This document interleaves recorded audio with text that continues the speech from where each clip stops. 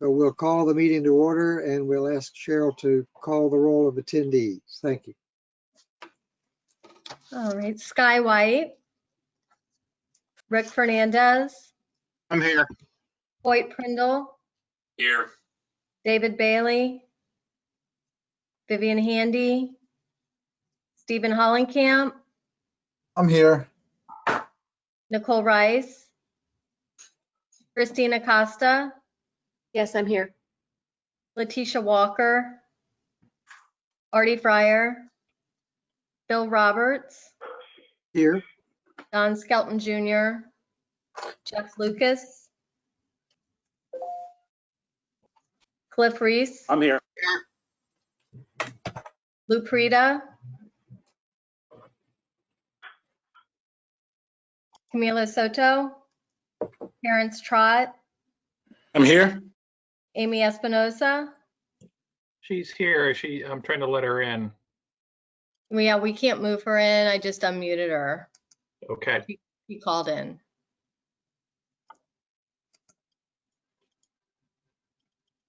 Rick Richmond Here. and Barbara Gibson. Here. Good. We've got a good group. So the purpose of our workshop tonight is to talk about managed lanes. We want to welcome Todd, who's going to do a presentation. He's been gracious enough to make himself available this evening to our Citizens Advisory Committee. Todd, this is a group of 22 or 23 citizens, all of whom volunteer their time to digest, understand, and make recommendations regarding transportation to our MPO board here in the Tampa Bay area in Hillsborough County. So we welcome you. We look forward to your presentation. Rich, are there any other formalities that we need to do before Todd gets underway? Yeah, I just wanted to say a few things before Todd gets going here. Good. Hang on a sec. I hope you're seeing my screen with the tolled facilities in the Tampa Bay region. Is that showing up? Yes. Okay. Okay. You all may remember back in May, we had, at your request, a sort of a preliminary briefing on managed lanes, sort of what they were in general. And I would just say that tonight, we're still very much in the exploratory mode. We're pretty much at the starting gate, if you will. If you look at this map, and it's also in your meeting package, you'll see that with a few exceptions, most of these facilities are not tolled today or are in some state of development, either under study or under construction. There's only two facilities that are tolled today, the Veterans Expressway and the Selman Expressway, including the Selman connector to I-4. What we're learning from talking to DOT is that there will be a process put in place to consider toll lanes formally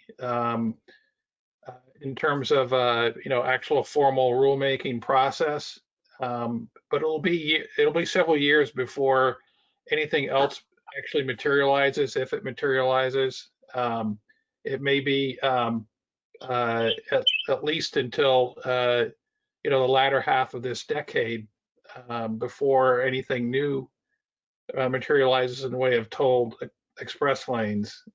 And the public will have a chance to weigh in before that decision is formally made. Tonight's workshop will be followed tomorrow by a similar workshop for the MPO board. Our featured speaker tonight will be the sort of the keynote speaker tomorrow. Plus, we will have representatives from other areas that have gone ahead and implemented tolled express lanes or managed lanes elsewhere around the country. So we'll have the benefit of some of their experience.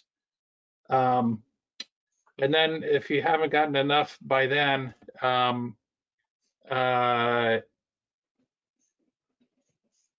we will also be having on the 19th of October what we call a lunch and learn or an information barbecue, free to the public, open to the public.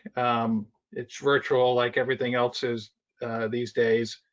It'll be on the 19th at noon. And again, our featured speaker, Todd Littman, will be talking at that time and hopefully able to answer questions from the audience at large. But tonight really is your opportunity to engage in a dialogue. So let me just quickly tell you a little bit about Todd. Hold on a second. Sorry.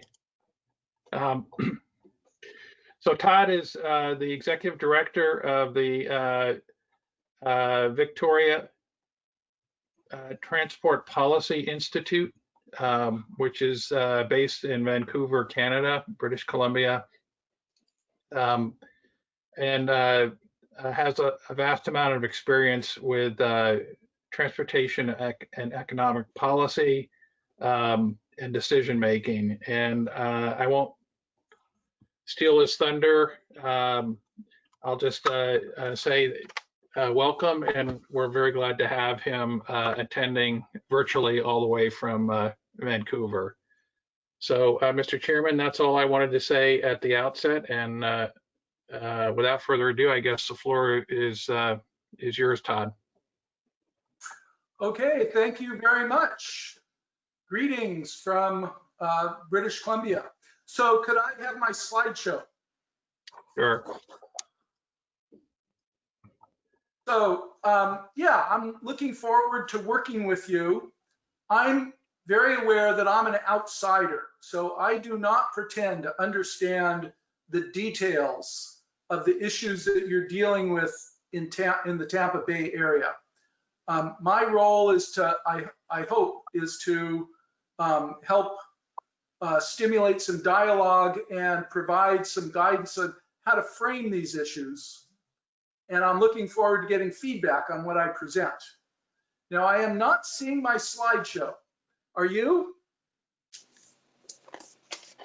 Yeah, Hang on. Sorry, let me try this again. Yeah. We're all becoming experts in these softwares, aren't we? There we go. Okay, so that's your slide. Hold on a sec. Yeah.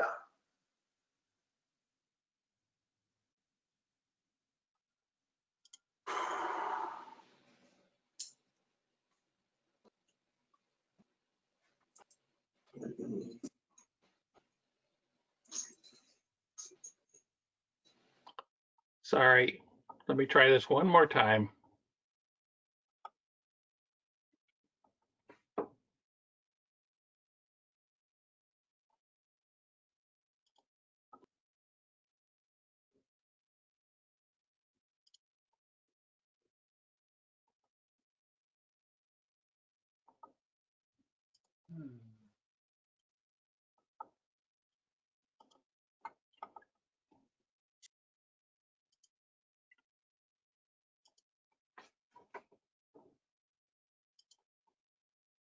There we go.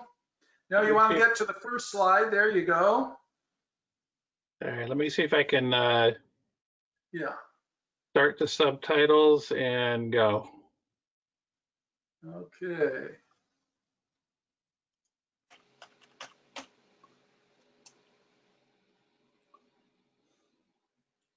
All right. Excellent. So My role is to talk about some of the efficiency and fairness or social equity perspectives on managed lanes. Let's go to the next slide. All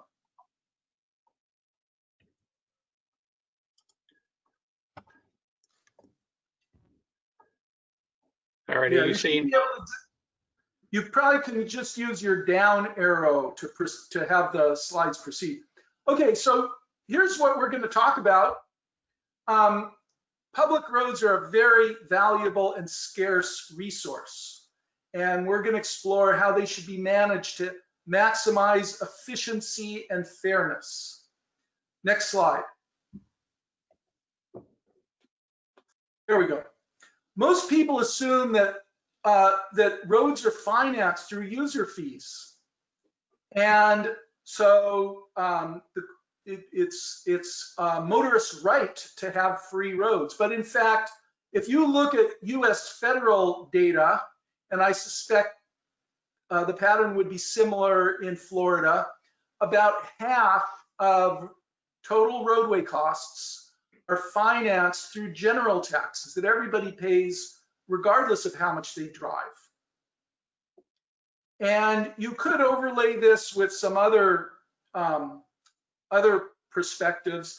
For example, road rights of way are an untaxed property. So simply the existence of roads using that very valuable land is also, you could say, a resource, a public resource that's dedicated to road users.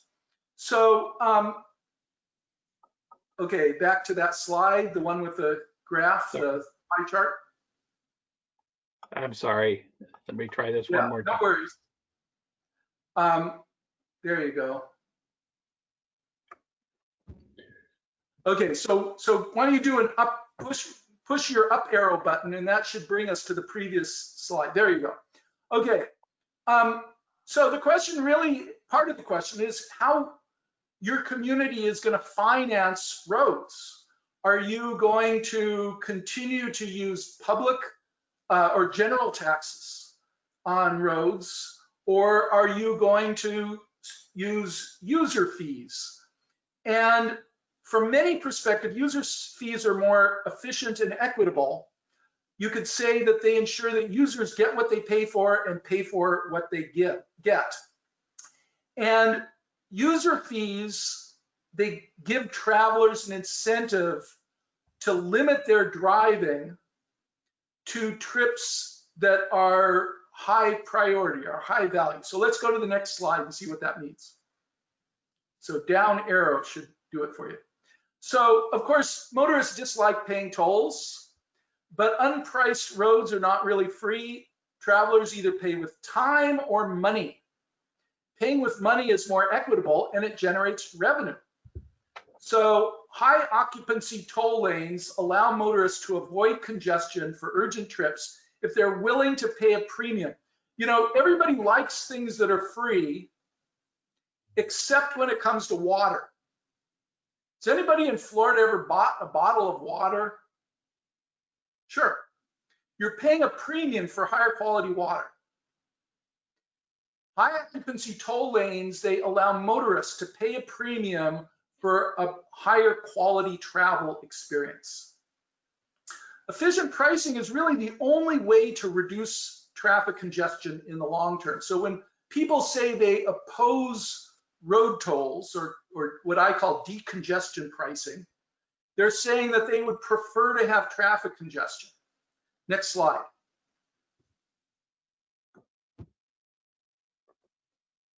So a basic economic principle is that prices, that is what users pay for a good, should equal the marginal costs of producing that good. So motorists should repay the costs of expanding roads to accommodate their trips. If you're in a hurry and don't want to be stopped by congestion and you're asking the highway, the Department of Transportation, the Florida Department of Transportation to expand roads, then you should be willing to pay that incremental cost. Most of us have never bought a road. We have no idea what these things cost. If you do the analysis, you look at a typical highway project, and a highway expansion project, and you assign that cost, you divide that cost by the additional peak period trips. It usually works out to be somewhere between 50 cents and $2 per additional peak period vehicle mile. That would be the economically efficient toll. Now, usually tolled highways do not fully recover the costs. It's usually presented as paying a portion of the project costs. And you say, well, we'll get some of the money from the federal government or the state highway fund, and we'll pay the remnant from the toll. So in most cases, the tolls are not actually recovering the full cost of the project. But you could essentially say that a significant toll, a toll of 50 cents to $2, is the cost recovery toll that is typically required. I don't know about your projects, and you could do the math, but there's a lot of assumptions that go into these, whether you charge all users or just peak period travelers. But in any case, we're talking about significant amounts of money. Next slide, please. So there's a paradox, because motorists often complain about traffic congestion, and they want the state government, the state Department of Transportation, to expand their roads. But if you charge for the use of those roads, the demand disappears, or the demand goes way down. So one way to describe this is motorists want a lot more road capacity as long as somebody else is paying the cost. And if you charge them directly for this cost, a good portion of the trips that they would take, they say, well, I don't want it that bad. If you're going to charge me, let's say 50 cents a mile for driving, I think I'll take public transportation, or I'll shift when I drive, or I'll go to a different destination. So next slide, please. So that's a paradox, and you folks are right in the middle of that challenge. Let's look at some of the context issues. With unpriced roads, traffic congestion tends to maintain self-limiting equilibrium. That is, traffic volumes increase until the point where it gets congested, and the delays cause some motorists who would have taken that trip to decide, I'm not going to go during peak periods, or I'm going to take a different route, or I'm going to go to a different destination. So if you expand those roads when there's a lot of what we call latent demand, you do get a short-term reduction in traffic congestion, but pretty soon the motorists take advantage of that additional capacity, and you get what we call generated traffic that fills that additional capacity. So next slide, please. So there's a lot of research on this. I've done some of the research and published on it in professional journals. A lot of recent research has added to our understanding. So you can say if roads expand, traffic grows to reach a higher equilibrium. The additional peak period trips on that roadway are called generated traffic. And the absolute increases in total vehicle travel, so not just shifts from, let's say, off peak to peak, but if people are driving more miles, then you call that induced travel. Now, do you think that will occur if you expand roads without pricing in Florida? I'm pretty sure that will occur. Next slide. Now, that doesn't mean that expanding roads is pointless, but what it does say is that you can't really expect long-term reduction in traffic congestion. There's another point I want to bring up, and that is unmanaged lanes are really unfair. They're unfair to the people who use the high occupancy vehicles, or what you could call space efficient modes. So one bus takes a fraction of the road space that's required to transport the same number of people in automobiles. And so you could say it's only fair that high occupancy vehicles like buses or carpools should have priority in traffic. So buses and van pools or carpools are no longer delayed by congestion that's created by all those people who are choosing to travel in their personal automobiles. Next slide. Or so there's a social equity, there's a fairness justification for certain types of managed lanes. All around the world, cities are starting to use innovative management strategies, you could say, to extract more economic value from their public highways. So managed lanes allow a road to do two things. It allows more people to travel on that road, or you could say it allows higher value trips to have priority over lower value trips. So over the course of let's say a year, there may be some trips that you're taking on the highway that are particularly urgent. It might be because you're in a hurry, or maybe you're a service vehicle or a freight vehicle that's got a very valuable load or whatever. And there's an efficiency gain if you can give priority to those higher value trips. So HOT lanes, high occupancy toll lanes, are one way to increase the value that you extract from each lane.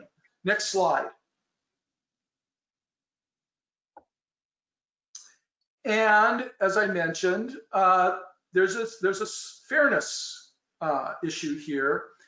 Managed lanes make public transit more efficient and attractive. With priority lanes, buses operate faster and carry more passenger, which drives down their costs. So a bus stuck in traffic congestion is not very productive, and you're paying that driver. If you can give that bus priority, that bus can deliver, let's say, 20 or 30% more trips per hour. And so it's being more productive, and by not being stuck in congestion, that bus is more attractive to travelers. So more people will leave their cars at home and shift from driving to using public transportation, and that benefits everybody. So you could say that giving buses priority, it benefits the bus riders, but it also can benefit the motorists because it reduces the toll that's required to get your traffic flowing. If public transit service is inconvenient and uncomfortable, you might need a $4 toll in order to get traffic volumes down and reduce traffic congestion. But if the public transit service is really attractive, that same roadway might only need a $2 toll. So the motorists, the people who do drive, actually benefit because the toll that you need to achieve your congestion reduction targets is smaller. Next slide, please. So as I mentioned, cities around the world, in North America and all over the world, are starting to apply what I call decongestion pricing or congestion pricing. And there's some good experience we have. Of course, successful toll roads in the United States. But one particularly interesting example is the Stockholm trial, where the government of Stockholm had this proposal. When it was initially proposed, there was a lot of public opposition. There was a lot of skepticism. And so they implemented it on a trial basis. They asked people, would you at least let us try it for 6 months? And then after it was implemented, public support went way up, including support by people who pay the tolls. The motorists who pay the tolls realize that they are better off overall with the decongestion pricing program. Next slide, please. Now, the maximum efficiency or the maximum effectiveness tends to be when you do more than just implement HOT lane.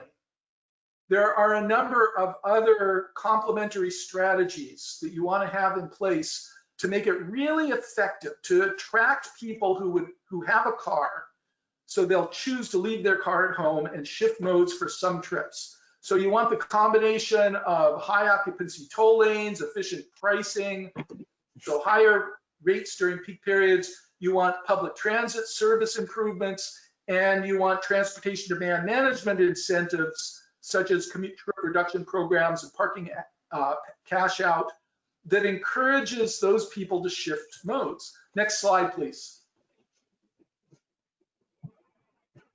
So you want to think about it from a user's perspective, or maybe it's from your own perspective. You want to ask yourself, what would that service and what would those incentives look like to convince me, as a successful, busy professional who owns a car, what would it take to convince me to leave my car at home and use public transportation for some of my trips, or to carpool for some of my trips? And so you want to think holistically. You want to think about all of the features in that chain, from when you walk out your door to when you're going to arrive at your destination. What are all the things that could make you choose the more space efficient mode?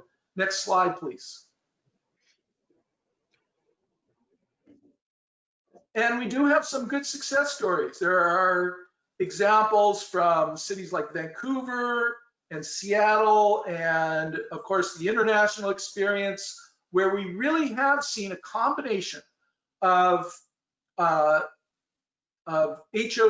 or HOV lanes, efficient pricing, public transit service improvements, and commute trip reduction programs that have really driven up use of walking and bicycling and carpooling and public transit, and driven down automobile mode share.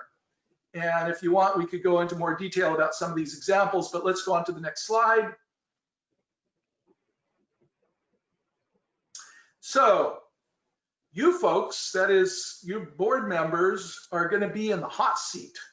You're probably going to get criticized no matter what you do, but especially if you introduce something new like toll lanes. And so one of the, let's say, part of what you may need to do is to prepare yourself with responses to common criticisms. So, for example, many people assume that decongestion pricing is unfair and regressive. It's unfair to poor people. But actually, if you look at how people use those roads, for the most part, there are relatively few low-income people using busy highways, and a good portion of the travel on those highways, travel on public transit, is by low-income travelers. So if you can get the combination right of getting public transit service improvements and using road tolls to finance the transit improvements, pretty much everybody can be better off, and particularly low-income people who are already using public transit. So you want this combination. You want to make sure that your decongestion pricing and your public transit services are integrated. That doesn't mean every dollar that you get from the road tolls has to be spent on public transit. It's up to you whether it's a third or 50% or 80% or 100%.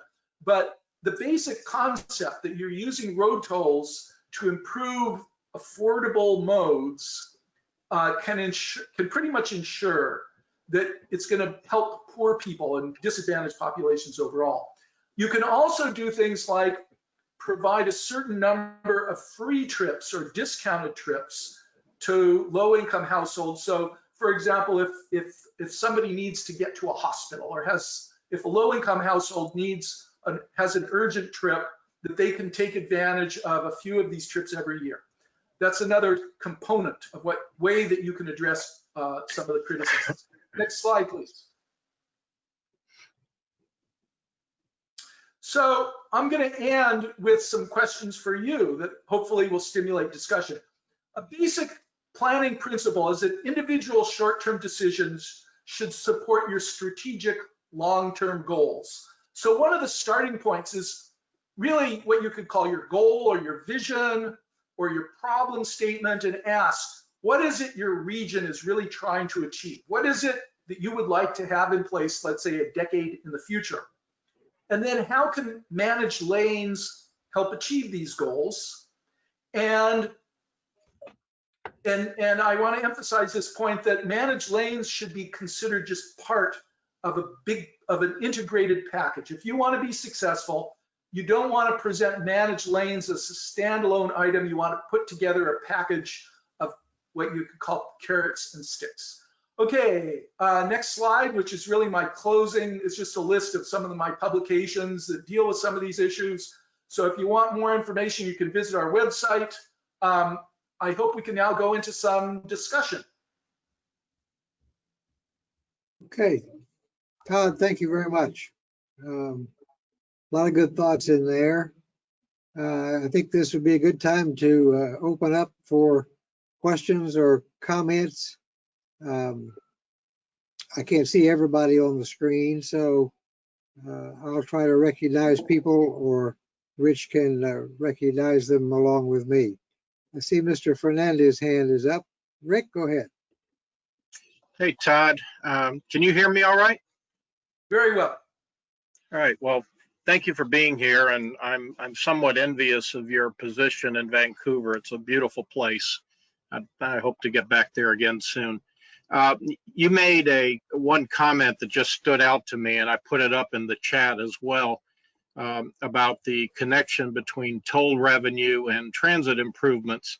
You may or may not be aware that that particular, I'll call it revenue pipeline, has not really been part of the discussion here in Hillsborough County. The toll revenue that we've been given to consider is really intended to be more for maintenance of the actual facilities, rather than being funneled back into any type of transit improvements.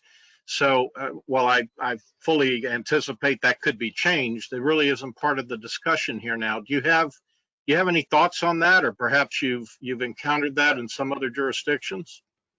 Sure. Well, it's inevitable that when governments get some new revenue, there's usually 10 ways to spend it.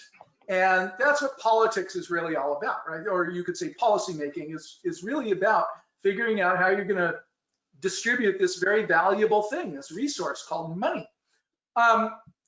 So one of the, let's call it the paradox, or part of the challenge is most people have no idea how very expensive this thing called a roadway or a highway is. They think that their fuel taxes and their vehicle registration fees fully pay for their roads.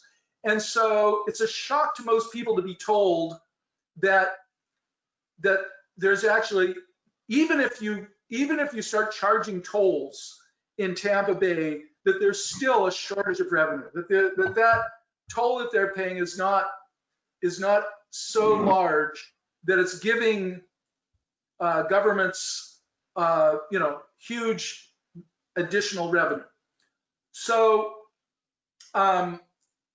there are, I am an outsider. I do not know your politics, and I don't know, equally important is how, let's call it what I'm assuming are state regulations over how toll revenues can be distributed. I have no idea. And you might know more than I do, or you'll need to consult somebody. But in some cases, you're not even allowed to use, or you're restricted in using highway toll revenue for anything other than highways. So I don't even know if it's possible. But what you could say is that you would only support, or your support for road tolls is contingent upon improving on some source of state revenue that will ensure that there really is good quality public transit on that. Let me rephrase this. Your state Department of Transportation is a Department of Transportation, not a Department of Highways. During the last 3 decades, most states have gone from a highway department to a transportation department, right?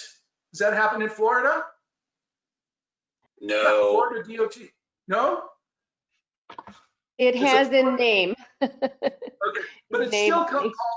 it's called a Department of Transportation. If the Department of Transportation just builds highways, without ensuring that there's some sort of transit service on those highways, it's not really fulfilling its full job. It's not serving people who don't have a car. So there really is, I would argue that state and regional governments have a responsibility to actually implementing multimodal transportation, making sure that walking, bicycling, ride sharing, public transportation, and highways are all in place. So I don't know how you could, I don't know what the approach you would use in Florida, but I certainly do think that there's a fundamental justification to say that the Florida Department of Transportation should ensure that there are transit services on those highways. Does that make sense? Does that come anywhere close to answering your question?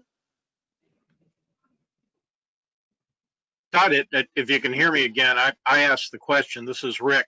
Yeah, what you're saying makes sense. Unfortunately, it doesn't necessarily reflect what's happening on the ground here in Tampa or Hillsborough County. I think it's a direction that many of us are trying to push toward.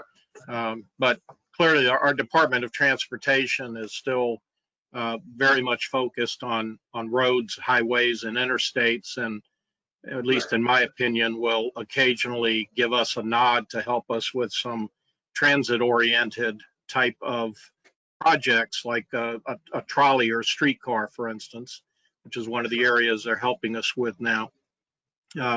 But what you're suggesting is maybe more of a utopian state, at least given where I'm living, and it may be a direction that we should be moving toward. So I hope you say those sorts of things in front of the MPO. Sure. I'm an outsider, and I have the luxury of not being in the middle of the policy debates that you are. So I can say things, you know, I have this luxury of being able to say things. But what I would emphasize is that the highway system is pretty much built out. If you have a car with a tank of gas, you can go almost everywhere, except, you know, from almost any origin to almost any destination in Florida, except during rush hour when you're going to be stuck in traffic congestion. So there are really two problems that you want to keep in mind. One is the travel demands of people who can't drive. So the need serving people who cannot or should not or prefer not to drive. And the second is dealing with this traffic congestion. And by having managed lanes that ensure that a bus is not stuck in traffic congestion, and improving the quality of service for those buses. And that means really thinking holistically. Improving public transit service often includes improving walking and bicycling, so it's easier to get to your bus stop. And it can include things like having very attractive buses with onboard Wi-Fi service. So when you're commuting to work on the bus, you're actually being more productive. And it can include things like working with employers so that they cash out the free parking. So if you're offered a free parking space at work, if you use public transportation, you can say, no, I want the money. Don't give me a free parking space. I'm a bus rider. Give me the cash equivalent or buy my transit pass. And if you do that, you're killing two birds with one stone.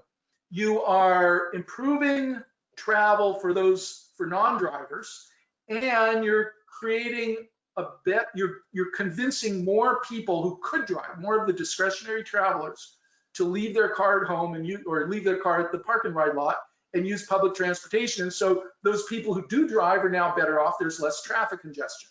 So it's that integrated package that I would encourage you to put together. Don't think of managed lanes as the beginning of the end. Think in terms of this package of services and facilities. So Stephen, I saw you had your hand up. Sure did. Hey, Todd. Thank you for the presentation. That was wonderful. I agree with everything you said. I'm a fan of toll roads. They seem like a great compromise between balancing all the things that we're trying to balance. I have two questions. You mentioned that roads, basically, gas taxes cover half. Was that my understanding when you said user fees, where you basically referring to the various gas taxes that we have? That's right. I did not have time to investigate Florida. Yeah, okay. So I used US national data. But Gotcha. if you go to what's called the Highway Statistics Report, it's the annual report by the US Department of Transportation, and it has, it was actually, the citation was on that slide with a pie graph, and it's one of the tables there, and it actually shows total revenue by source and total expenditures on on roadways by all levels of government. And so if Florida is a normal state, then yes, about half of your roadway expenditures come from some sort of general tax. Okay. And Now, a then, lot of that is local roads. That's including local roads. okay. And then for the revenues that you might expect a city like Tampa or a county like Hillsborough County, the revenues that a toll road would collect, how much of the other 50% would it cover? Would it cover would it be more than that 50%, or would there still be a shortfall? Well, my guess is that it's tiny overall. You would have to, I suspect that you have an accounting department or a budget department that could come up with that. But in most situations that I'm familiar with, the road tolls, they would cover the cost of a few projects, but they come nowhere close to covering the total regional transportation or roadway expenditures, or the shortfalls that are now covered by general taxes. Okay, gotcha. Of course, you can categorize these in many ways. So, of course, your Department of Transportation only thinks in terms of state highways, state highway revenue and state highway expenditures. You would get a different story if you exclude the local roads. But it's still, I do know that at the US federal level, the US Congress has contributed large amounts, a growing amount of general taxes to cover highway expenditures, because, you know, the federal gas tax has not been raised in what, 18 years? And there's been a lot of inflation since then. So the real inflation adjusted, and plus vehicles have become quite a bit more fuel efficient in the last 20 years. So the real inflation adjusted tax revenue per mile driven has declined a lot. And unless, again, I haven't looked at Florida, but unless Florida has increased its fuel taxes at a much higher rate than other states, then the Florida Highway Department is having, that the Florida fuel tax is not covering all of your highway expenditures. Does anybody happen to know if that's true? This is Rich. I do not know the answer to that question, but I think we could probably do some digging and take a look at overall spending and where the dollars come from. Now, another thing to keep in mind, just a second, Christine, is that for the most part, your roadway system, it's not totally built out because you've got some population growth down there in Florida, but you're not going to be building highways like in the 1950s and 60s and 70s, that period of growth.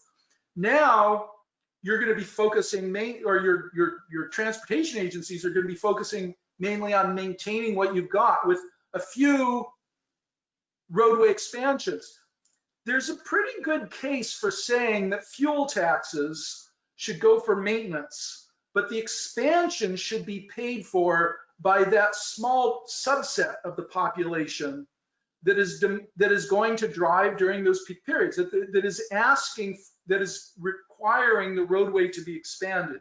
So it's if any of you are economists, you would describe this as a marginal cost analysis. You'd be asking, what's the difference between maintaining our roads and expanding the roads, and the marginal cost, the additional cost to expand the roads? Maybe those costs should be borne by the people that are going to use that additional capacity. There's a certain logic to that, to approaching it that way. And if that's the case, then road tolls make a lot of sense. Okay, I have one last quick question, which is, you talked about, and Rick talked about, the idea of having some of this money going towards transit. I've never heard that. I like it. I've heard another idea though, where you have the money going into the communities that are negatively affected by the widening freeways. I'm wondering if you know of any examples off the top of your head in the US of cities or MPOs that have done, or counties that have done either of those. Well, throughout the US, you're highly constrained by the federal rules on federal highways, right? So where you do see it is usually on bridges. So there are some tolled bridges, a few tolled highways.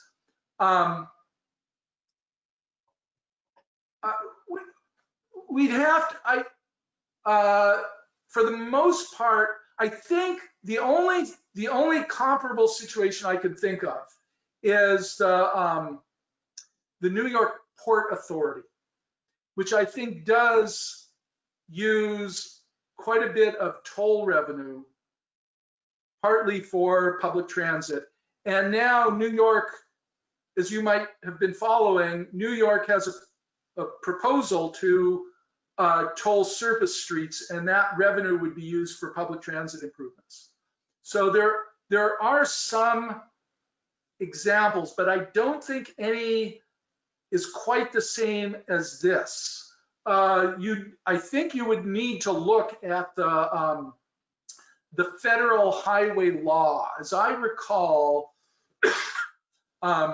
you're pretty constrained in on which, to the degree that you can toll US interstate highways, and how that revenue can be used. Okay, thank you. But I do suspect you could negotiate a deal with state politicians that would say that you would support highway improvements to the degree that they can guarantee some improvements in public transit to ensure that that new capacity serves everybody, including people who cannot or should not drive. Christine, you had a question? I did, thank you. Todd, I wanted to express my thanks for your presentation and echo what Rick Fernandez said a minute ago, that Vancouver is just a fabulous place. I had an opportunity to attend the Walk Bike Place conference a few years ago there, and am a follower of Brent Todarian, who is from Vancouver. For those of you who don't know, he's always got a lot of great stuff to say on social. It seems like I also favor these toll roads, and I've been watching the evolution of this kind of supply and demand. But it seems in our area, we're sort of stuck in the perpetual chicken and the egg. What would come first? And what I mean by that is we're sort of stuck in a spiral of the perfect storm with all the wrong things. Like we don't have enough of a transit system to speak of, so people use that as a rationale to support just widening highways. Well, we don't have any other options, so we have to widen the highway. Then we don't use the toll notion because of the reasons you cite as frequently, creating the biggest opposition. So I'm wondering if you have any recommendation for us as our small little band of forward-thinking citizens. Is there the catalyst for one thing that we would say, let's support this initiative so that everything else could fall in behind it? Right. Would it be transit first or more active transportation to the transit stops? And then, I mean, how can we stop the vicious cycle and pick one thing that could sort of break the cycle and create a pathway for us? Sure. It is a huge challenge, especially, you know, in the American South, where many people have never experienced a city or living in a community with a truly multimodal transportation system. So you're very automobile dependent.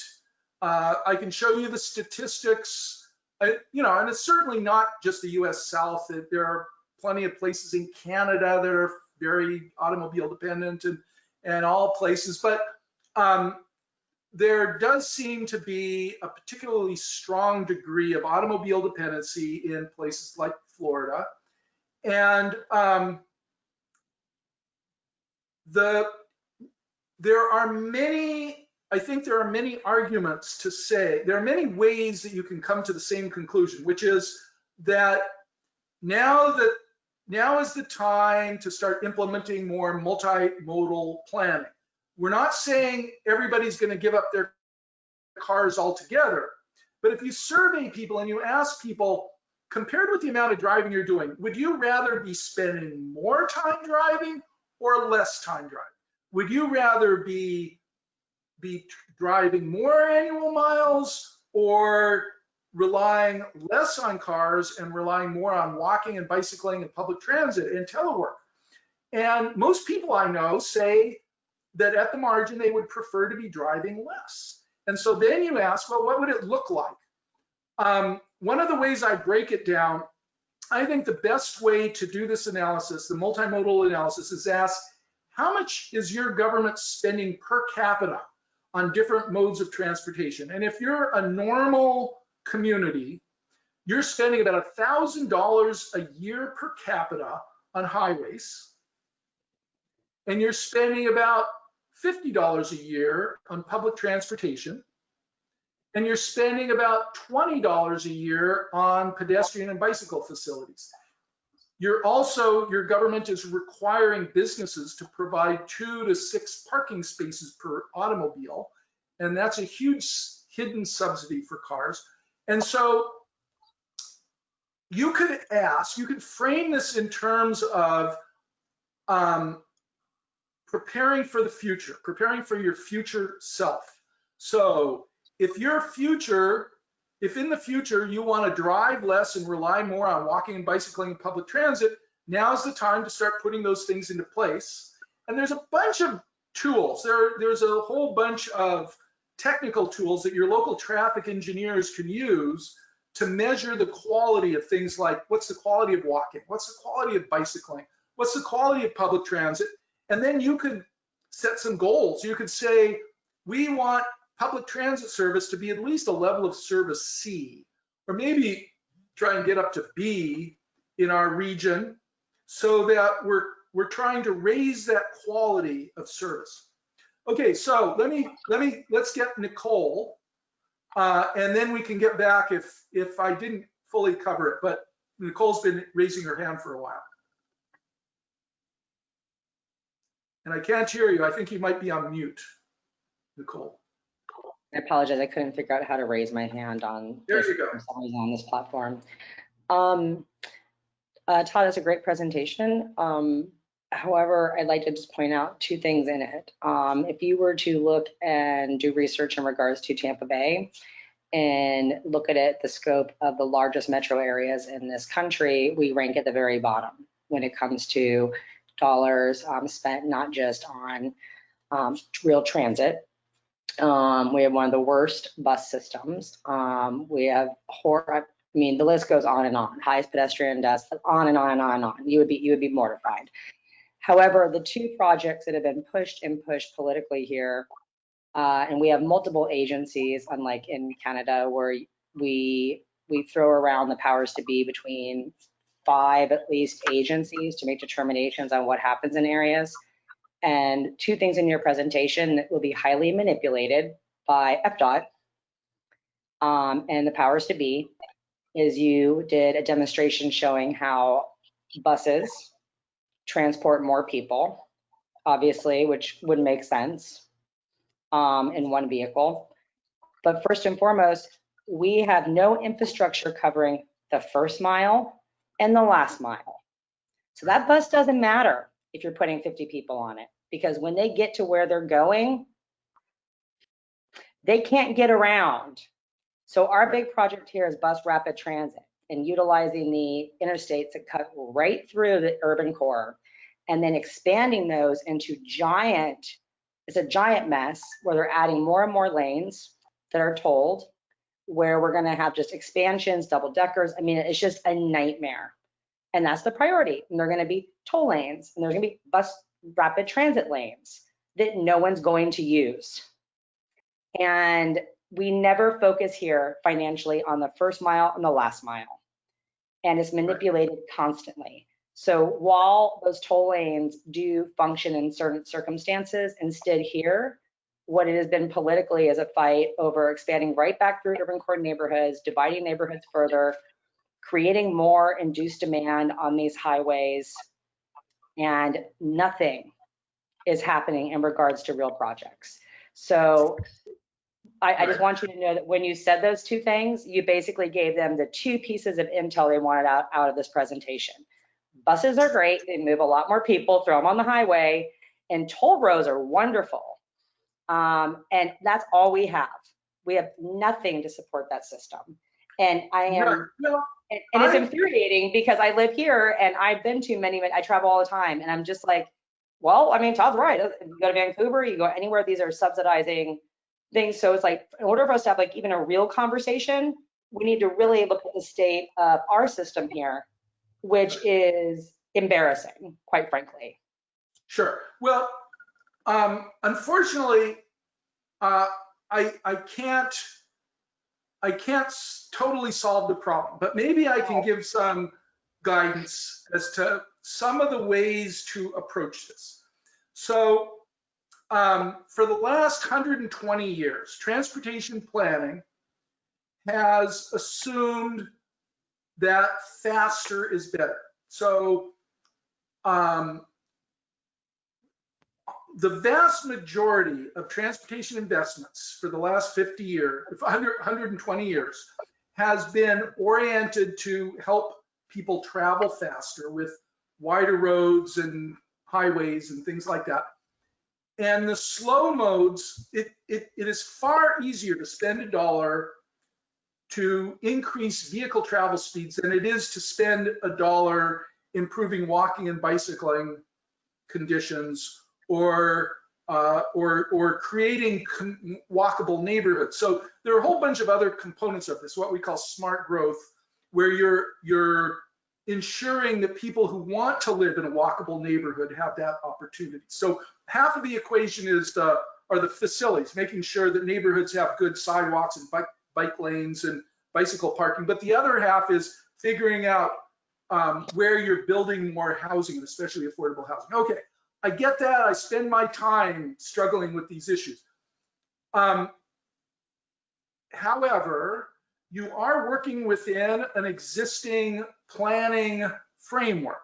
And so I think your challenge is to take some of the things that I talked about, hopefully they resonate with you, and then you have to frame them within your institutions. Now, what I can say is most transportation agencies, both local, regional, state, to some degree the federal, are recognizing what I call the new paradigm, the new transportation planning paradigm. The old paradigm assumed transportation meant driving, faster is better. Transportation problem meant a constraint on driving. Transportation improvement meant faster driving. Okay, in the last couple decades, most transportation professionals have started to question that. So the profession is actually very supportive of more multimodal planning, of giving more consideration to walking and bicycling and public transit and ride sharing and transportation demand management solutions. So there's a lot of support among your transportation planners for this. But it's difficult because you are confronting politics.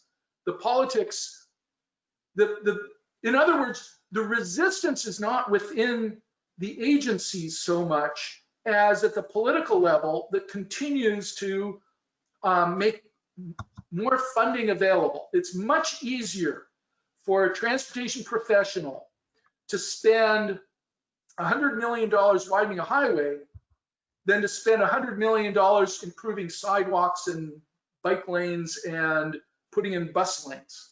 So that's the institutional framework. What I would suggest is for you to take the key messages in my presentations. If you have questions about any of it, send me an email. I can give you some of the citations and background information. And then frame it in terms of the problem solving, what you could either call the goals for your communities or the problem statement for your communities. Now, is Florida aging?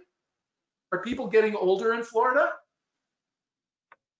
Sure. So part of what you could say is we need to prepare Tampa for an aging population. Are people concerned about inaffordability? Are there people who are financially stressed in Florida? Probably. You could say we want to do more to improve the affordable transportation modes. Are people in Florida concerned about poor health? People not getting enough exercise? Is that an issue in Florida? Sure, probably. It's a big issue among transportation professionals now. And you could say improving walking and bicycling public transit is part of your public health program. So in other words, what I'm suggesting is you find the hooks, you find the arguments that will support the new paradigm, the shift from automobile-oriented planning to more multimodal planning, and take advantage of whatever opportunities you have. I understand your frustration, especially people who live in the central cities. The highway, this 100 years of highway building has created some very difficult, a lot of harm in cities. And now we have an uphill push to get that back. But there are a number of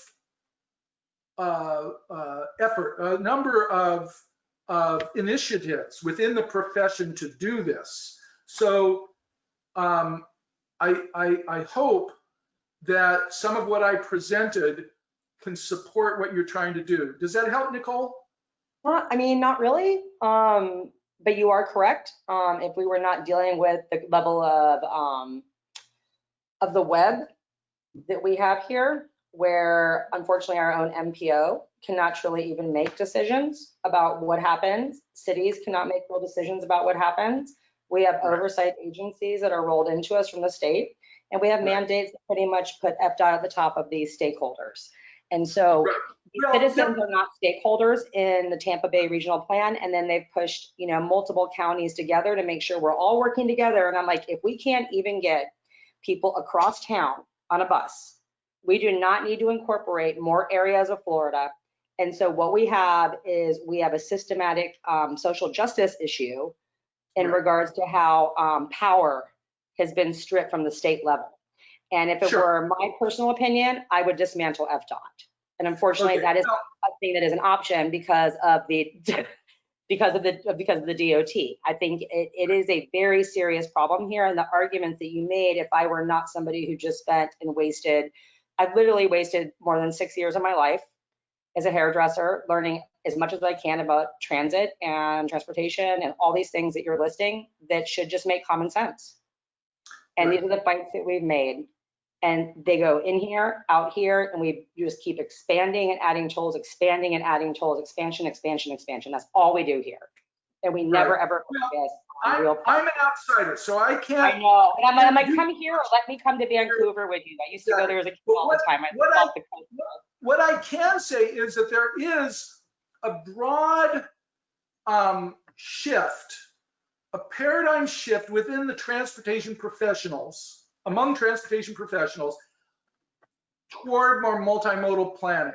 And so if you can find the people who work within the institutions who get this, who get the value of multimodal planning, you might find some allies that can give you the arguments that you're going to need when you go to the policymakers and when you go to the general public to say that this is not about taking things away, that more multimodal planning, where you're investing more in walking and bicycling and public transit, is going to benefit everybody, including people who drive everywhere, because they're going to have less traffic and parking congestion. They're not going to have to waste as much time chauffeuring the non-drivers.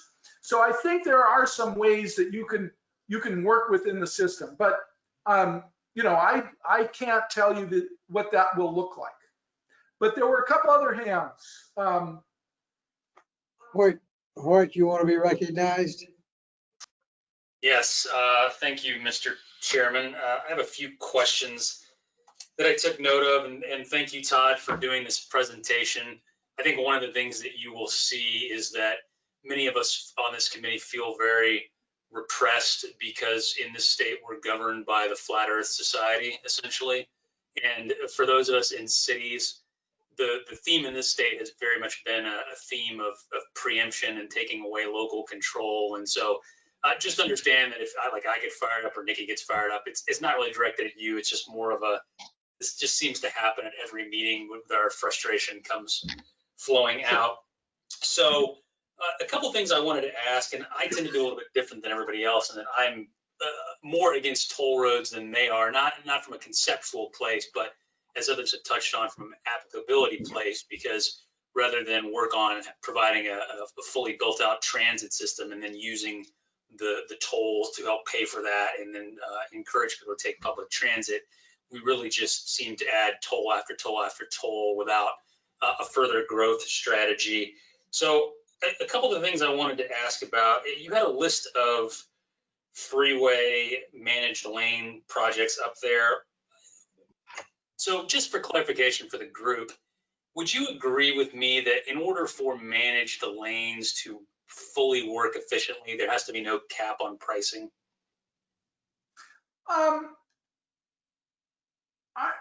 I actually think that it's perfectly reasonable to have a cap. The well publicized situations where people have been charged a very high toll, you know, more than $10. That's because they based it on an algorithm. The tolling system was mechanized to the degree that the planners didn't even know what the price was going to be.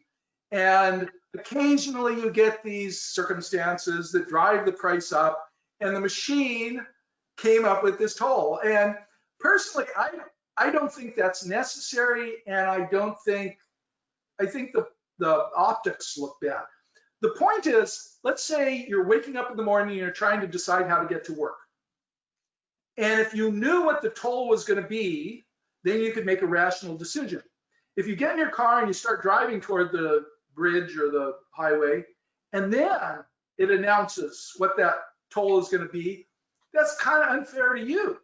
You didn't know when you were at that fork when you were making that decision what the toll was going to be. So I would actually, I think just, you could call it optics or fairness, or I think it's better to have somewhat predictable tolls. So the term economists or planners use is dynamic tolls. It means that the price varies, right? And there's certainly a case for it. I mean, you don't know the intensity of the congestion, and it does make sense that during more congested periods, the toll, you know, the price should go up. But I do think it should be constrained, that there should be a cap on that, just to make everybody feel better. And I think it ties in with this idea that people should have a pretty good idea what the toll is when they're leaving their home so they can make that informed decision. Does that make sense? Yes, and I guess where I wanted to go with that is from a basic supply and demand function, you have to have no cap on price so that supply and demand hits the equilibrium. And I tend to agree with you that I mean, part of my concern with tolls in general is, that they tend to, the dynamic pricing ones tend to hose working class people a little bit more. I know you had your comment on that. I was going to circle back to that, but the two examples I was thinking of along lines of this discussion was the 10 freeway express lanes in Los Angeles, which you mentioned. My understanding from reading about those is because they have caps in pricing, that several times the tolls on the 10 freeway have had speeds drop below 45 miles per hour in the toll lanes, which typically, from what I've read, is kind of the standard speed that they try to get in the toll lanes. And then you compare that with the I-66 toll lanes in Northern Virginia, which I didn't hear mentioned, but those are the ones that typically are pretty well renowned for astronomical pricing. In fact, I brought them up before in front of this committee where, it was 47 miles to get, or $47 to go, Right. 9 miles in the morning. And so I guess, how do you balance the idea that to really fully work to guarantee the speed that you need in the express lanes to be efficient, you really can't have a cap on pricing, because as we've seen with the cap on pricing, inevitably in certain times, Miami on I-95 is a prime example. If you have a $5 cap or a $10 cap, if people, more and more cars go in the lane, that doesn't deter enough people, it's going to clog back up and you can't control the lanes. Right. Well, my guess is that I have not seen any really good analysis showing what the, let's call it boundaries, or what if you were to put, let's say the normal toll is $5. And in that situation, as you said, it occasionally spikes to, astronomical levels, let's say $40. If you were to put a $10 cap on that, how frequently would you get that, that extreme, the congestion would be severe? I mean, it's certainly better than a totally untolled, you're going to have far less congestion than if it was not tolled at all. In other words, I would say that any price structure is always a compromise. It's a compromise between the convenience and the understandability and the predictability to the user and the predictability of revenue. So there's no single price structure that works everywhere. To drive down congestion, I think that pricing is only part of it. The point I would emphasize is that your transportation agency should give at least as much attention to improving the alternatives. So when somebody's getting to work, and right now they either have a congested bus ride or a congested car ride, that's not a very good choice. And under the new system, they would have a congested car ride or an uncongested bus ride, or if they're willing to pay a pretty high toll, an uncongested car ride. Now you've got some choices, you've got some options to choose from. And anybody who's on that bus is no longer stuck in congestion. I mean, that's a much better world for many people if they have those options. It may not be perfect for everybody, and that's where I think putting some caps, allowing the maximum toll to be capped, it's kind of a compromise, but it's one to me that seems reasonable. It means that occasionally, let's say you're going from 200 days a year being congested. If you have a cap on that maximum toll, you might go from 200 days a year, the road is congested, to 10 days a year. There still might be those 10 days where demand exceeds that $10 toll, but it's going to be far, far lower than what you currently experience. Does that make sense? Yes. Two more things. I see Chair Roberts in the corner, so that means I'm probably need to speed up. To circle Okay. back to the discussion about low income commuters, and in a city like Chicago or New York, I worry about it less. This is more kind of focused here where we don't have robust transit. How did they study in terms of the effects? Because my understanding of your comment was that it really didn't seem to affect low income workers that much, having the tolls. But from my general observation, right, typically, white collar professionals have much more flexibility in their schedule. Many of us can work remote. I'm a lawyer. I can come into the office when I want. I can leave the office when I want for the most part. But a shift worker or a lot of times a staff, they don't have the luxury of saying, okay, I'm going to come in an hour later because of traffic, or I'm going to leave an hour later because of traffic. They have to be, on the road from 8 to 8:30 and going Sure. home from 5 to 5:30. And so I guess I was just curious if you had some more details on the study in terms of the effects of. Well, sure. What the research shows is that on a typical urban highway, only a very small number, let's say 2% of the cars on that highway are driven by people with truly low incomes. So let's say first and second income quintile. You do have a lot of people that are in the middle income quintile, and they think of themselves as financially strained. A lot of people who are earning, let's say, $60,000, $70,000 a year would still find it a financial strain to have to pay, let's say, a $4 toll every day or an $8 toll round trip. That would be a stress to them. On the other hand, even if you don't have great public transit, a lot of those people could carpool. So what we find is in automobile dependent, or let's say in a typical automobile dependent area, if you have financial incentives that people do more carpooling, where if you're in an urban center, people shift more to public transit. But it's not quite true that imposing congestion or decongestion pricing is that people in automobile dependent areas have no response. They may have fewer responses, but they still usually do have some ways that they can avoid some of those tolls. But the real question is, what do you do with the revenue?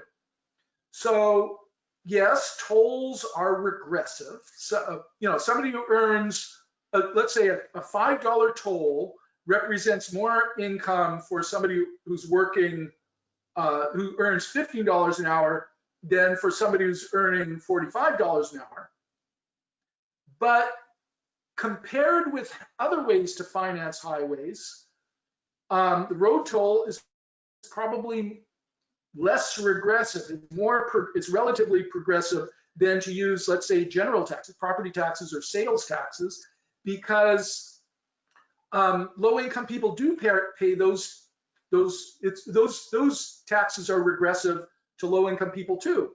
So a true social equity analysis asks not only are these tolls regressive, but how do they compare with other funding, other tax options? Now, I think I answered half the question. What was the other half of the question? I think you kind of covered it essentially. It was really more of the study of the effects, and I think you kind of answered it in terms of the analysis of 2% are only considered really low income drivers. Point of clarification to Chair Bill Roberts. Yep. Yes, Chair, may I make a point of clarification regarding statistics in Tampa, please? go ahead. Okay. Sorry, Hoyt. In the city of Tampa, just to speak to Hoyt's concern here, the 291,322 people are above the poverty level. 70,000 people are below the poverty level out of the 291,322. So the median income here is 50,000. So that is not 2% in the city of Tampa below the poverty level. Sure. Okay, so when I was just looking at the map, I mean, so we have a huger disparagement where we're at in income and where people stand also due to having a very different system of government here. Sure. A lot of the lower income, a lot of very low income people are either unemployed, retired, students, or have some other constraint, their physical disability or something like that. These are people considered below the poverty level. These are actually people living below the poverty level. Right, but what portion of the people who are driving on major highways during peak period? That's the question that we need to ask, that you would need to ask for this analysis. What portion of people who would be facing that toll are very low income? Okay, Hoyt, you want to go back and finish your question? Thank you, Nikki. One last question. I'll try to keep it limited because I could just sit here and go on and on and on and we'd all fall asleep. So the last question I had to build on that was in terms of toll diversion and how much you've studied toll diversion when these tolls go on different freeways within cities. One example that comes to mind is my understanding is the express lanes that were put on the 405 freeway in Washington State and the Seattle area. Because that had not previously been tolled, it caused a lot of toll diversion, which for those in the audience means that you take cars that would have normally driven on the freeway and they drive on the surface streets. So one thing I want to know is, are we really getting, more efficient trips when we look at cars driving on other surface roads, or are we just trading cars coming off the freeway for cars going on surface roads? Right, and that's a purely empirical question. The only way to find, that's where your traffic modelers would probably be able to give you some indication. But to me, that simply emphasizes the need for an integrated program that really is targeting, it's very specifically focused on convincing people who would otherwise drive during peak periods on that corridor to shift to alternatives. So that includes improving the quality of public transit, promoting ride sharing or carpooling, working with employers. So if you're let's say commuting from the suburb to a hospital or something like that, the hospital should be a partner in trying to convince people to shift. And that could include things like, repricing the parking or putting in a really nice bus stop. The detail, the challenge that we face, I think right now, is that it's much easier to spend $1 to widen a highway than it is to spend $1 on a transportation demand management program or an incremental improvement in public transit service. Okay, let me ask you this. Do the buses in Tampa have onboard Wi-Fi service? Yes. Yes. They do. Okay, how much ridership did they gain when they started offering free onboard Wi-Fi service? That may be tough No, to tell because there were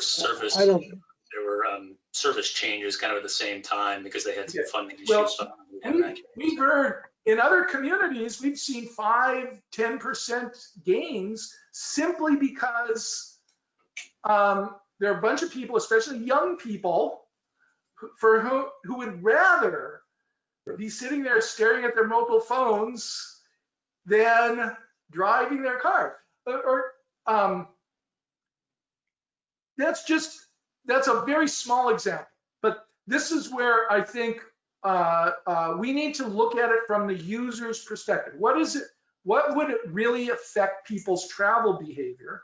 And then focus especially on if you're concerned about low-income people, do some targeted analysis. What does it take so a low-income person can take advantage of the more affordable forms of transportation? There are probably a lot of low-income people that do drive that would love, either because their car is breaking down all the time, or maybe their employer, whatever, that they would actually prefer a tolled road if it was accompanied by high quality with public transit improvements, because even though they're currently driving, they would prefer public transit if it was high quality. So it's all about, to me, the response to these kind of concerns is to say, yes, that's the justification is not to withhold tolling, road tolling, it's to improve the alternatives.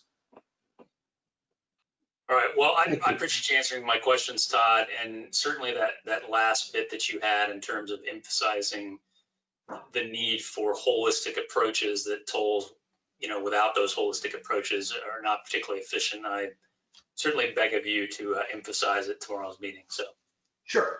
And let me, Hoyt, what I would suggest is go to the Washington State example. I mentioned it in one of my slides, where the Washington State government more than 20 years ago established a commute trip reduction program that targets major employers in the Puget Sound region. So if you're a big employer in the Puget Sound region, you are required to have a commute trip reduction program plan. And in conjunction, the State Department of Transportation has done a whole bunch to improve walking and bicycling and public transit, and the local governments have done the same. And they have seen, in the last 20 years, a huge mode shift on the major corridors.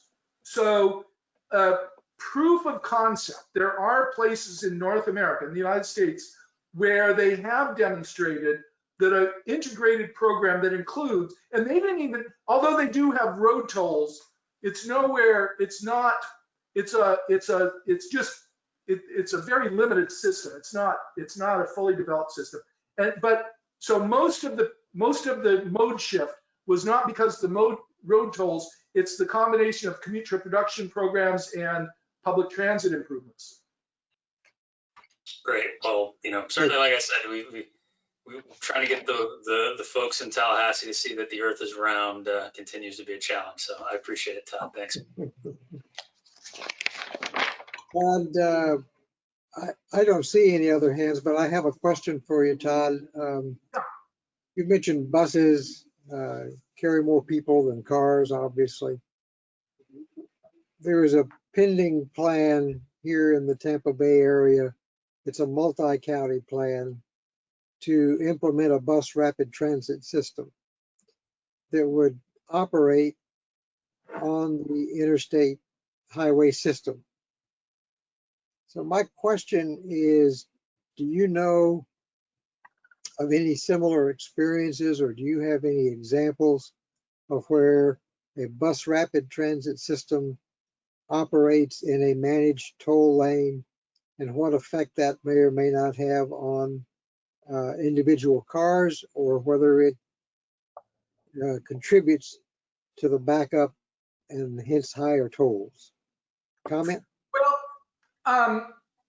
I really can't say, because I don't know anything about the details.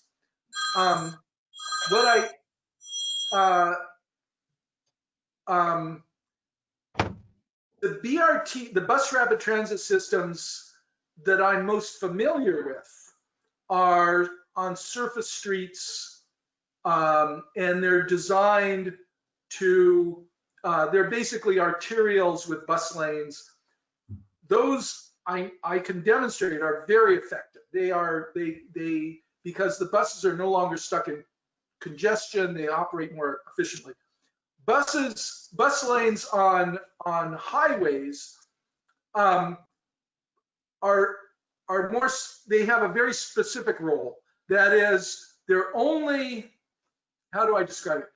You're not going to see any new development. The thing about bus rapid transit is you want to use the bus stations as a catalyst for transit-oriented development. So just like in a lot of big cities, your train stations are become an urban village, right? This train station is leveraging, creating a very successful urban village. With buses, you can get that effect if it's well planned along an arterial, but you're never going to get it along a busy freeway because it's such a harsh environment. The freeway is a lousy place to build a bunch of buildings, especially housing. So to the degree that your bus rapid transit is along your freeway, it may still be useful as a point-to-point, for mobility, for people traveling on that corridor, but you're never going to see the development, the transit-oriented development there. And so all I would say is that I hope that there's a vision to take advantage of the rest of the BRT, the BRT line that goes away from the freeway, that you're taking advantage of the potential for transit-oriented development. That's where you get big payoffs. There have been some success stories of BRT in North America. You might know about Denver, Colorado, and Minneapolis, and so there are some success stories, but most of those are more arterial oriented. They're not so much freeway oriented. Okay. Thank you. Are there other questions from the committee? Nicole, go ahead. Okay, Todd, thank you for those comments.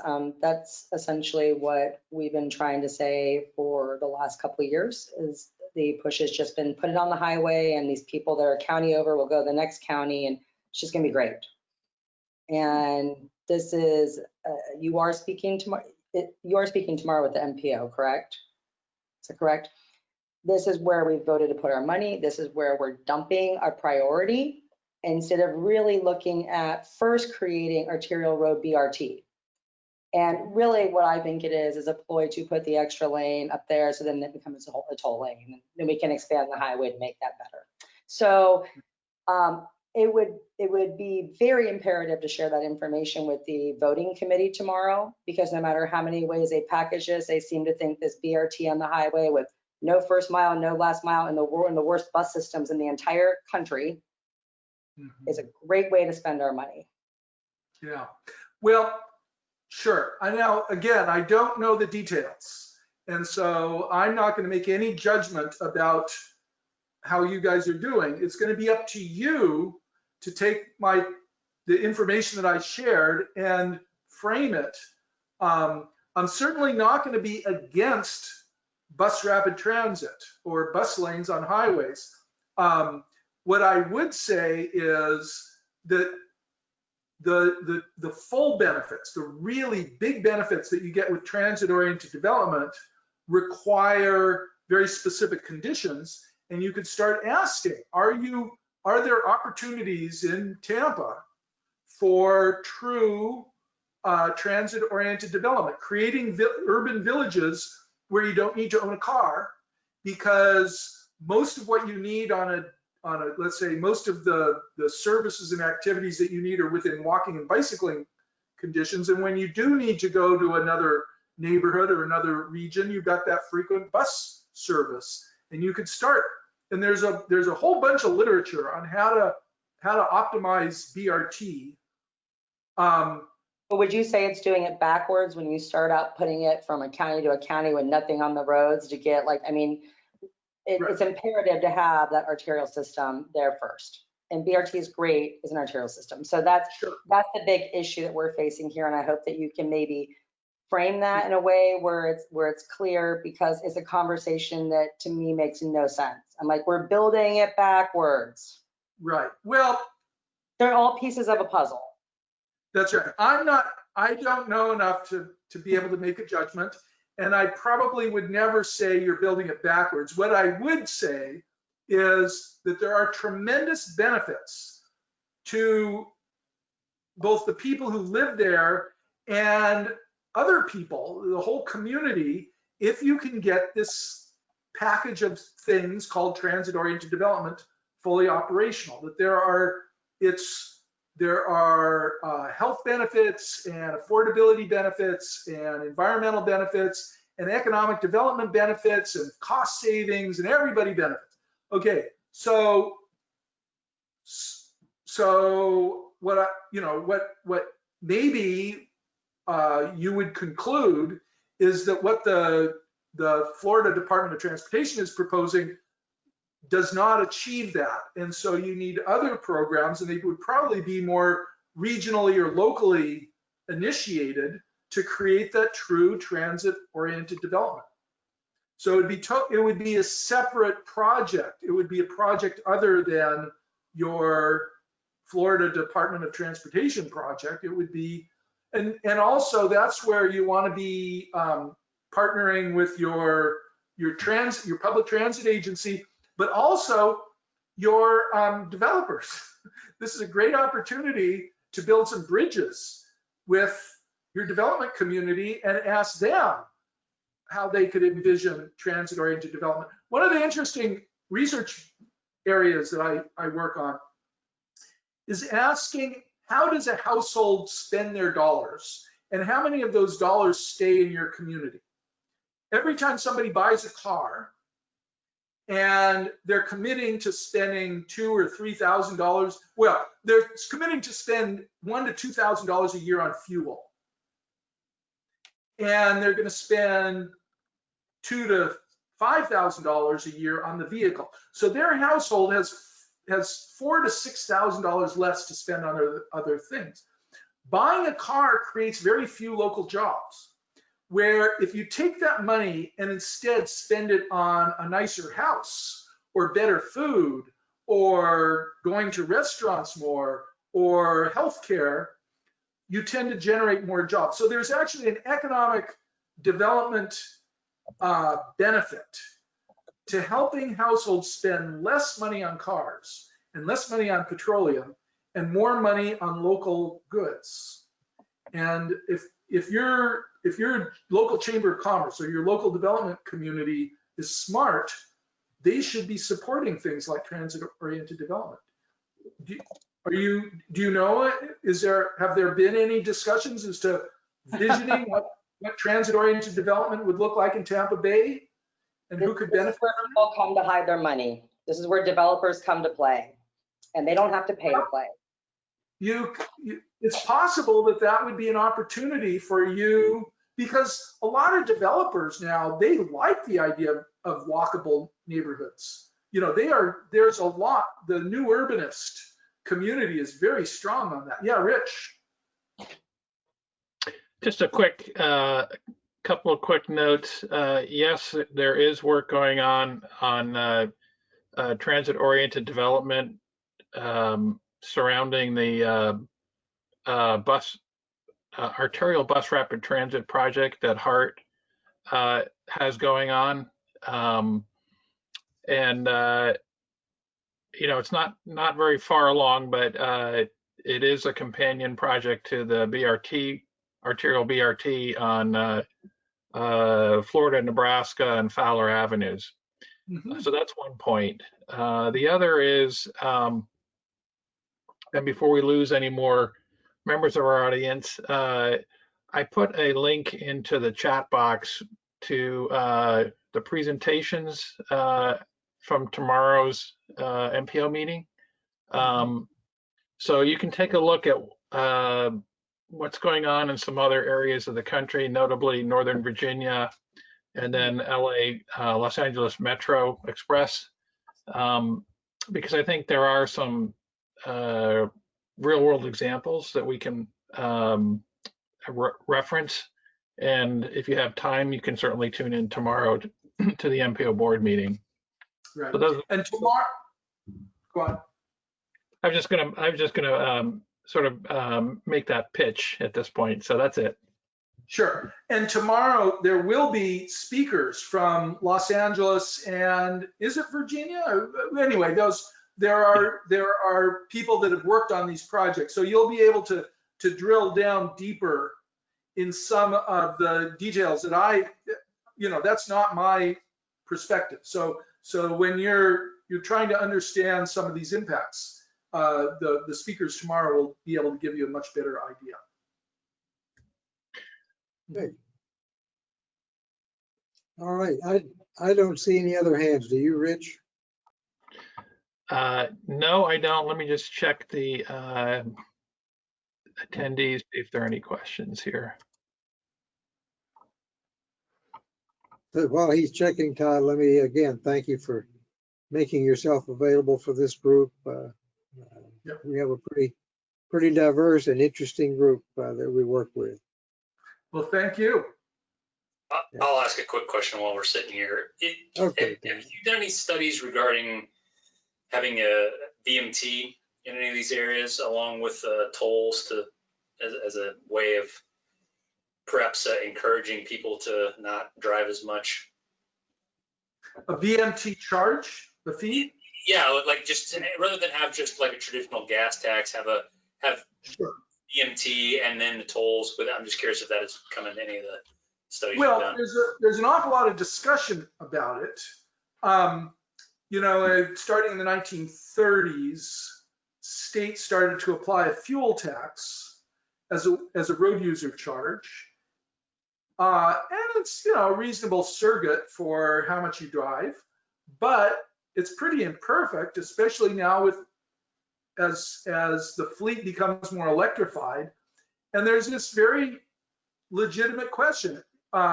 Electric cars are expensive. They already get a lot of subsidies, you know, purchase subsidies. Is it fair that they should, that somebody that drives an electric car should be exempt from paying for roads? And so there's a lot of discussion among transportation professionals about applying new user fees that would apply to alternative fuel vehicles. As you can imagine, there are a lot of technical challenges, and there's huge political challenges, especially if you talk about a road user fee that tracks when and where you drive. So you could have a higher fee during congested periods and a lower fee during uncongested periods and things like that. The theory's great. I don't think any state is anywhere near, well, the Oregon was piloting. Yeah, they have a pilot project testing the feasibility, the technical feasibility, but the political feasibility is going to be challenging. If you think people are concerned about privacy with, I don't know, with, you know, there's a lot of concerns about privacy. Let's put it that way. Well, so I mean, I guess in standard VMT, I always understood it's essentially like, you know, I mean, we don't have in this state, but you go in for your yearly state inspection and there's an odometer reading, and based on the odometer reading, you pay a percentage in tax.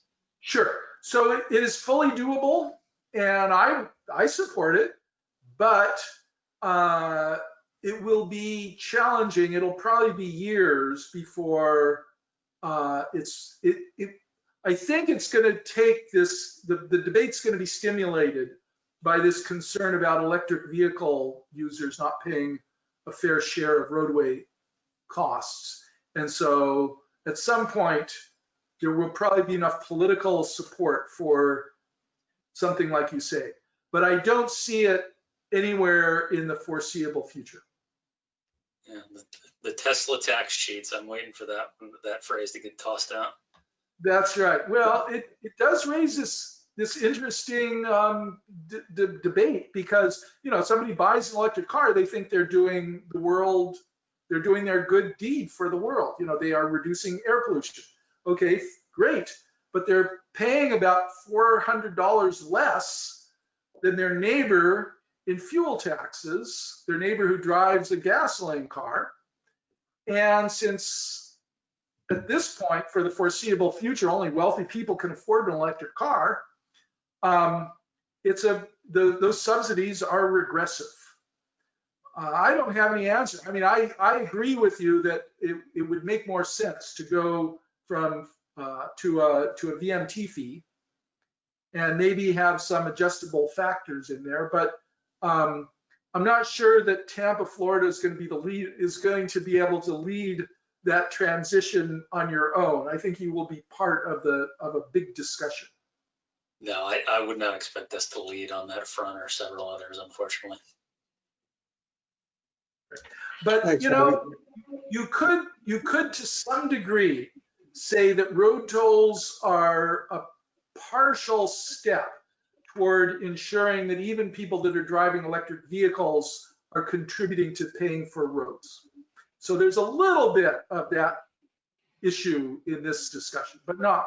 It's right now the vehicle fleet is small enough, it's probably not going to dominate. But in 5 or 10 years, when say 20% of the cars on that road or 30% are electric, you might legitimately say this is time to put in the tolls to make sure that they help pay for the roads. Thanks. Very good. Any other questions from the committee? Todd, again, thank you. We'll take the next few minutes for our public comment, if there is any. Rich, do we have anyone signed up to comment from the public? I don't see anybody. Cheryl, do you know of anybody who signed up for public comment in advance? No, there are no public comments. Okay. Well, Todd, this has been enlightening and helpful, and we appreciate you spending a couple of hours with us. Rich, do you have some closing comments before we wind up the committee workshop?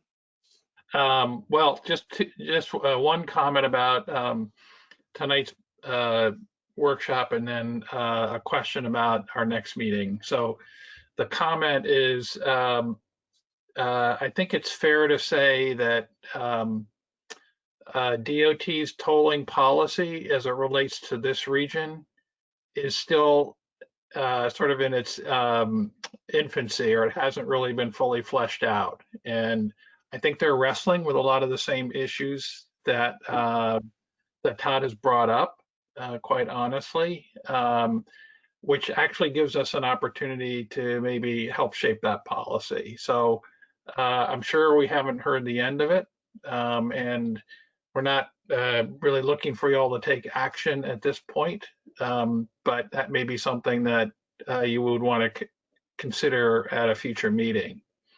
So that's the comment. The question about your next meeting, speaking of future meetings, it will be next month, November 18th. It's an afternoon meeting at 1:30, so be aware of that. It's not the usual 9 o'clock time. But because of the governor's executive order that we've been operating under that allows us to meet virtually, that is likely to go away at the end of this month. So in November, we'll be back to some form of in-person meetings, which poses, I think, a number of questions, related to the pandemic. The requirement, quite honestly, for in-person meetings is that it doesn't have to be totally in person. We could do some sort of hybrid meeting where some are attending in person and some are attending remotely, like we're doing now. We just have to have a quorum present, and in our case, a quorum is defined as 8 people. So I guess I'd be kind of curious to know what the members who are online tonight, what their inclination is to attend in person or not. And if it comes to it, we don't even necessarily have to have an in-person meeting. If we can't get a quorum, it just means we operate by consensus, not by parliamentary procedures. So any thoughts on that? Anybody, I guess the question might be, does anybody feel like they don't want to or can't attend in person? I would prefer to be remote. This is Terrence. You prefer remote? Remote? Yeah, I heard you. Oh, Anybody sorry. else? Yep, thank you. I certainly would prefer to stay remote, given that we're in the pandemic, and I understand, we have to comply with whatever the state's decisions are, however misguided that may be. One question I would have, though, is in terms of voting capability. Let's say that we have a quorum present at the meeting and then other people attending remotely. Does that mean that people that are attending remotely essentially can't vote? That's always been my, I don't know, under normal circumstances, right? Somebody could call in on the phone or whatever, but they wouldn't necessarily be able to vote if they weren't present. That's a good question. My understanding is that as long as you have a physical quorum present, that even remote attendees could vote, but I'll double check that. That's my understanding as well. Nicole? Thank you, Chair. I'm a service worker. And I've been out having to unfortunately work under protection the whole time. So I can understand there's a lot of people that have not been out yet. If the law mandates somebody has to come, you know, I wear PPE in my job, I'm willing to come so we can have quorum if that's needed, because I don't have a choice in my life. So I didn't get to be at home under any stay-at-home order. Okay, thank you. Especially Rick, for do you other have any- members that feel that it would be risky for their health. So I just wanted to throw that out there. I just don't know what the regulations are going to be. Well, and I think many of us, speaking just for myself, many of us are watching the numbers and hoping we don't have an increase in the virus spread, much less the positive percentage. But if that occurs over the rest of the month, there's always some possibility that the executive order could be extended. So I think Rich is right to prepare us for it, but I would say stay tuned because we really don't know how that's going to roll out. Yes. Stephen? Thank you, Chair. I was just going to say I can go either way. I think these meetings are running great on this. What program are we using? Go to webinar. GoToWebinar. It's been going great. So I think it's just as effective. If we need to, for quorum purposes, have enough people physically present, I will be there. Thank you. And I was just going to say that regardless, I'm sure that just wanted to address Rich, that you guys could put us in, you know, the meeting room that we've used that's larger for the, when we have our joint meeting. If we were in a space where we could actually make sure people are socially distanced out, because if we were in our space, that would not comply with any kind of safety measures, the number of members we have. So I guess that would be like something to see if we were able to use a different, one of the different rooms if possible. Yeah. Well, and if only 8 or 9 were in attendance, we could spread out in that room sufficiently. But Yeah, we could. I would just want to make sure that if they were, who knows what the state's mandating, who knows what the counties are going to be under for mandate. And I just would hate, Well, anybody who's had health issues to be around people like, you know, myself, or, I mean, I get tested every other week, but it still would make me feel horrible for somebody to come to a public duty, a civic duty, and be sick from a meeting. Right. I agree. We'll check into that. Okay. Other comments?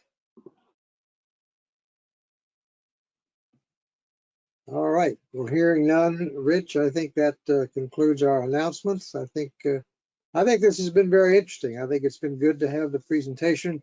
Hopefully some or all of you can watch tomorrow for an expanded version at the MPO board meeting. And that meeting starts at 9 o'clock, and you're welcome to join in. If there's no other business to come before our committee at this workshop, we will stand adjourned until November. Thank you all very much. Thank you. Take care. Thanks. Good night, everyone. Good night. Be safe.